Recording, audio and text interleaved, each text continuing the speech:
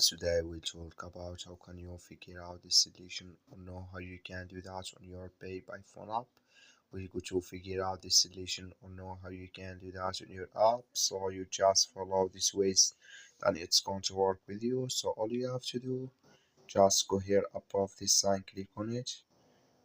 So right, you click here in this sign.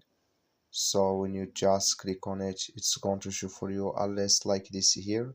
So then you click here on account settings, then it's going to take you to next step here. Click here on country settings here, then you come here to set location automatically. Can you enable it here, or here can you select your country or you want to add here on your Pay by Phone app. So that's all you have to do.